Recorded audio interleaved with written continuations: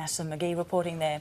Well, some of the world's biggest companies are today explaining why they pay so little tax in Australia. Google, Apple, Microsoft and News Corp are appearing before a Senate inquiry into tax avoidance. Our reporter Anne Barker is there. She joins us now.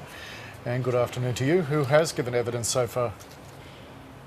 Scott, this afternoon we've heard from Google, Microsoft and Apple, and there was a very big crowd in the hearing here in Sydney. Basically, they've been asked a lot of questions about whether they pay enough tax in Australia, corporate tax, and whether they should be paying more. Now, both Apple and Google were effectively accused of shifting their tax liability offshore.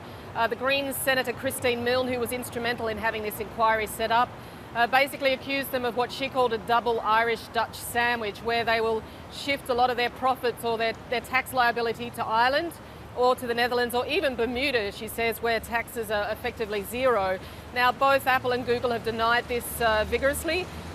They've said that they comply with their complete tax requirements in Australia.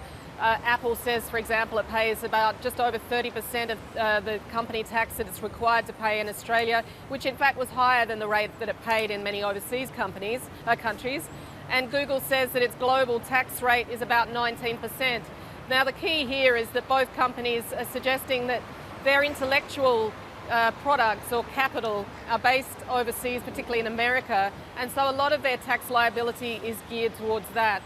And the business that they do in Australia is more about services, like Google says that it has research and development grants here to provide research services to Singapore, for example, and admits that a lot of its businesses are, a lot of those services are taxed in Singapore rather than in Australia, but that this is perfectly legitimate.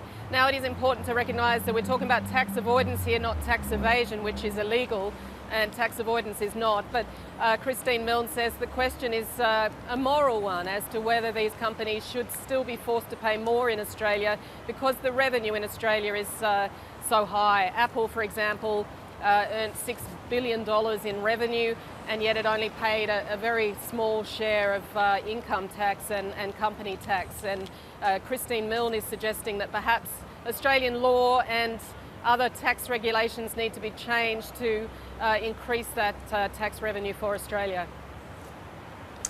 Okay, and News Corp speaking, if not now, very shortly. What are they expected to say? Well, News Corp is up last this afternoon, and look, at this stage, we're not quite sure what they'll say. There have been suggestions that Rupert Murdoch's News Corporation in the US has been siphoning off a large share of profits from Australia, but it's probably another half hour or so before they'll take the stand, and we're yet to hear the detail of that. And Anne, as you pointed out just before, there's no suggestion the companies are acting illegally, that this is tax avoidance being looked at by the committee, but the committee is looking at why these companies are allowed to pay so little. That's right. I mean, they're looking at measures like better transparency, for example, the fact that companies might have subsidiaries overseas, as Apple says it has in New Zealand, and so some of the business is transferred overseas, transfer pricing as it's called. They've been accused of profit shifting, and there are just suggestions that perhaps Australian tax law should be tightened to make disclosure laws, for example, more rigorous, so that Australian taxpayers at least know what these companies are paying. And Barker, thanks so much for the update. Talk to you soon.